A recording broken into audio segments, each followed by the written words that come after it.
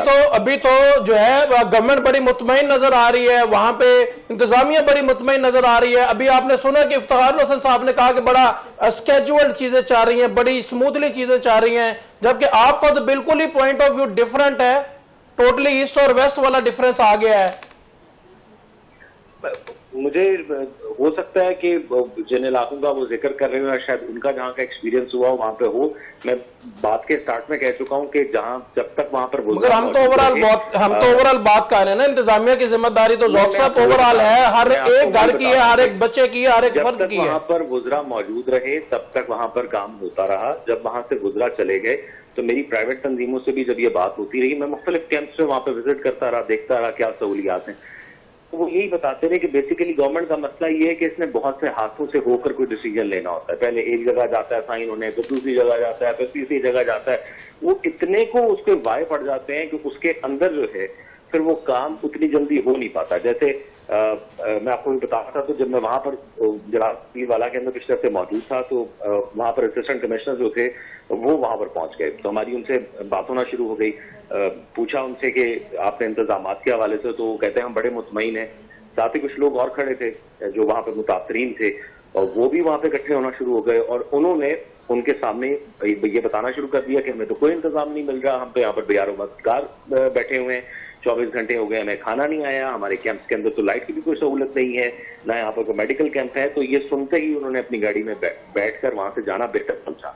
तो ये सिचुएशन है।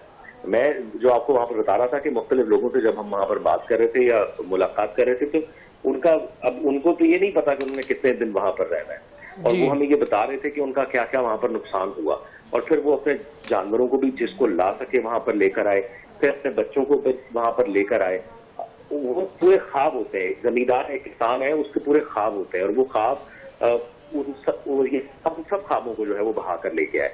तो इसलिए इंतजामात हो सकते हैं और उस गुंजाइश भी मौजूद है। जहां तक मैं देख के आया हूं, मुझे जो सबसे बड़ा फुकदान लगा कि वहां पर कोई चीज को रजिस्टर नहीं किया गया। इन चीजों को जब तक रजिस्टर नहीं किया जाएगा अकाउंटेबिलिटी नहीं होगी। मतलब वहां पर पता नहीं होगा कि आपको हमने क्या किस चीज की जरूरत ज्यादा है, तो आप नहीं वहां पर कर सकते। आप देखें मोटरवे बंद है, आपको दूसरे रास्तों से वहां पर जाना पड़ता है। तो इन चीजों, और फिर जो मैं आपको बात बता रहा था जहां पर सवाल से ये डिस्कनेक्ट होगी बात, कि जब हम वहां पर पहुंचे और उन लोगों से हमने पूछा कि आप लोग यहाँ पर मौजूद हैं तो क्या कोई हुकूमती नुमाइंदा आया है, उन्होंने कहा नहीं, कोई हुकूमती नुमाइंदा नहीं आया। बिल्कुल। तो मैंने उससे पूछा कि ये जानवर हैं, आप खुद कह रहे हो मैं अगर खाना मिल जाए तो खा लेते, तो इन जानवरों को कहाँ से खिलाते हो? तो उसने कहा इनका चारा हम खुद लेके आते हैं। तो मेरी नजर जहां जहां जा रही थी वहां तक मुझे कहीं भी कोई ऐसी जगह नजर नहीं आ रही थी जहां से वो चारा ला सकता। तो मैंने उससे पूछा कि यार तुम चारा लेने कैसे जाते हो? कहता है इस पानी से तैर के जाता हूँ। तो फिर अब मुझे उसने जुगाड़ बताया अपना। उसने अपनी जो है वो कपड़ों के अंदर 4 ये पानी की जो प्लास्टिक वाली बॉटल्स हैं खाली करके ये डाली ताकि वो डूबे ना, और इसी तरह वो उस पानी को पार करके जानवरों के लिए चारा लेने जाता है। कि जो है वो आई थिंक जमात इस्लामी का कैंप था, वहां लोगों की शादी की गई है। तो लाहौर में तो चल आपको काफी दिन गुजरे हुए होंगे, लेकिन अभी भी लोग क्यों कैंप्स में रह रहे हैं? तो ये है कि लोगों के पास रखने की और है, और वहां से पानी की जलालपुर जिस इलाके की मैं बात कर रहा हूँ वहां से अभी तक पानी का मुकम्मल इनखला नहीं हुआ।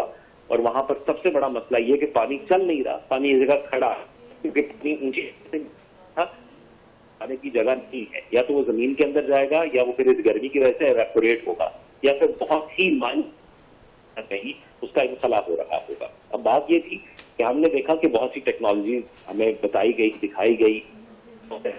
पंजाब हुकूमत के पास जो बंदा लिफ्ट कर लेते हैं, तो वो ड्रोन्स क्यों नहीं रात को सर्वेलेंस के लिए वहां पर यूज होते, जहां जिन इलाकों के अंदर, मैं अपने से तो नहीं कह रहा, मैं तो जिन लोगों से मिला हूँ मैंने उनकी वीडियोस भी लगा दी अपने प्रोग्राम्स में या अपने व्लॉग्स के अंदर, वो खुद ये कह रहे हैं कि हमारे साथ ये मसला हुआ है, हमारे यहाँ पे चोरी हुई है।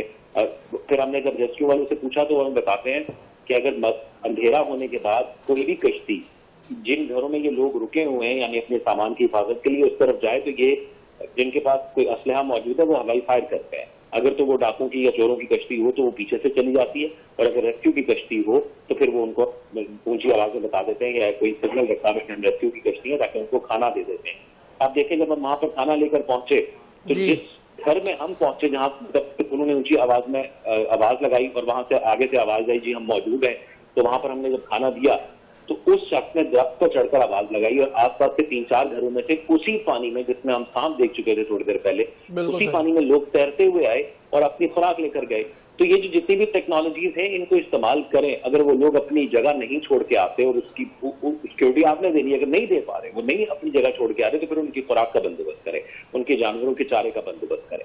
जितनी भी फलाई तंजीमें थी, जब हमारी उनसे बात होती है, कोई भी इज्जतदार शख्स जो है, सारी इज्जतदार शख्स हैं, लेकिन जिसके पास मुझे वहां पर जाके लगा कि हल्की सी भी इस्तात है, यानी उसके पास चंद पैसे ही बचे हैं, तो उसने जो कोई किसी और शहर में रहता होगा या वहां पर ही किसी महफूज मकाम पर रहता होगा, या उसने शायद किराए का घर ले लिया होगा, वो घर में जाता है। कैंप पे रहना कोई आसान काम नहीं है। एक छोटी सी जगह पर 100 कैंप लगे हों, एक कैंप के अंदर 3-3, 4-4 लोग रह रहे हों, क्योंकि वहां पर सहूलियात जितनी हैं, और ये यकीनी बात है कि किसी को नहीं पता था कि इतना बड़ा डिजास्टर हो सकता है, तो जितनी सहूलियात थी उनके जरिए लोगों की इमदाद करने की कोशिश की जाती है और प्राइवेट तंजीमों की जानिब से भी की जा रही है। लेकिन बात यह है कि उन लोगों को वापस रिहेबिलिटेट भी करना है। रिहेबिलिटेट करने के लिए मैं जैसे आपको एक शख्स का वाकया बताया कि मेरे दोस्त के 2 बच्चे जो है वो पानी की नजर हो गए, वहां पर ही हमें लोग आकर बता रहे, वही शख्स मुझे बता रहा है, कहता है कि मेरे बच्चे जिस जगह पर मौजूद है वो खुश्की का इलाका है और मैं 20 किलोमीटर पैदल चल के आता हूँ, 20 किलोमीटर पैदल चल के आता हूँ अपने बच्चे यहाँ पर खुराक लेने, क्योंकि हमें वहां पर कोई भी नहीं दे के आता। मगर ज़ौक साहब, गवर्नमेंट तो बड़ी मुतमईन नजर आ रही है, गवर्नमेंट ने तो सारे काम कर दिए हैं, और गवर्नमेंट इस टाइम, कल आपने मरियम साहब की भी स्पीच सुनी। देखें, डिजास्टर इतना बड़ा है कि गवर्नमेंट सारे काम नहीं कर सकती। हाँ, वो बेहतर करने की कोशिश करते हैं। तो डोंट यू थिंक कि कैंपेन लॉन्च करने की जरूरत है कि अमीर लोगों से, जो लोग जो है डोनेट कर सकते हैं, पूरी दुनिया से डोनेट कर सकते हैं, तो गवर्नमेंट को एटलीस्ट ये तो कैंपेन लॉन्च करनी चाहिए कि इनकी इमदाद की जाए। ये तो जिंदगी और मौत का मसला है, और जितनी संगीनी आप बता रहे हैं, तो ये इट्स क्वाइट, मैं कहता हूँ कि सुनते हुए मेरा जो है दिल खून के आंसू रो रहा है। देखिए ना, आप मुझे बताएं कि एक शख्स है जिसकी फसल थी, जिसका घर था, तो सब डूब गया है, वो अपने घर से बेघर होकर कैंप में रह रहा है। जब वो वापस जाएगा तो ना वहां पर वो फसल है जिसके भरोसे उसने अपने और अपने बच्चों का जो है वो रिस्क कमाना था, और ना वो घर है जिस चारदीवारी के अंदर उसने अपने और अपने बच्चों के लिए जो घर बनाया था वो वहां पर मौजूद होगा। ज़ौक साहब, वहां पे तदफीन वगैरह का कोई है, कोई 1%, 2% आपको नजर आई? ये जो डेड बॉडीज जो है, हमने वीडियोस देखी कि किस तरह से वो पानी में से जो है बिल्कुल बदबूदार जो है लाशें बरामद हो रही हैं, और वो वीडियो सामने आ रही हैं। अल्लाह माफ करे इस तरह की मौत से। अच्छा, क्योंकि उससे कबल हमारे कुछ दोस्त 1 हफ्ता पहले गए थे, तो उन्होंने ये जिक्र जरूर किया था कि एक शख्स ने उनको आके ये कहा था कि उनकी घर की 8 लाशें हैं।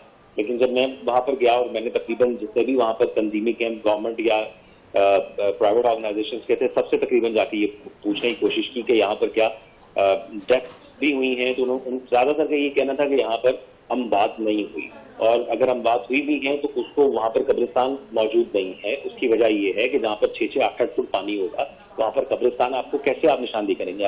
अब अगर हम कश्ती में वहां पर 30 या 40 मिनट या 1 घंटा सैलाब के इलाके के अंदर गए, तो हमें नहीं पता कि नीचे सड़क थी या नीचे कोई घर था जिसके ऊपर से हम गुजर कर जा रहे हैं। ये तो हिम्मत है उन लोगों की जो वहां पर मौजूद थे, वो बेशक गवर्नमेंट के हों या NGOs के हों, जिस जमा मर्जी से वो लोग वहां पर मौजूद हैं, दिन रात वहां पर जो है वो लोगों की खिदमत कर रहे हैं, हैट्स ऑफ टू देम। लेकिन उसकी एक बुनियादी वजह है कि हमें नहीं पता था कि इतनी बड़ी तादाद के अंदर कोई डिजास्टर हो सकता है। लेकिन अब जो डिजास्टर, और हमारी तैयारियां भी उतनी नहीं थी और हमारी इकोनॉमिकल हालत भी उतनी अच्छी नहीं है कि हम उन चीजों को इतने अच्छे से हैंडल कर सकते हैं। हाँ, अमवात की शरह नहीं है जो वहां पर मुझे नजर आई, खासतौर पर सैलाब के हवाले से। अब ये एक अच्छी चीज है, और जो लोग मौजूद हैं वो अपने उन घरों के अंदर मौजूद है जिसके वजह से उन्हें लग रहा है कि ये जो है वो डूबेंगे नहीं, क्योंकि जितना पानी आना था वो आ चुका है, मैक्सिमम पानी नीचे की तरफ ही जा रहा है।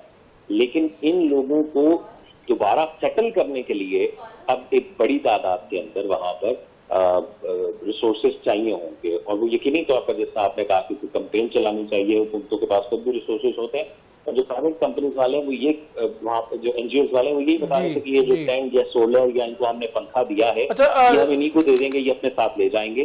तो यहाँ पर आवाम से ही अपील है। एक वहां पर अफसोसनाक वाकया जो देखने को मिलता था, वहाँ रोड की जलालपुर पीरवाला में जिसपे कैंप्स लगे हुए हैं,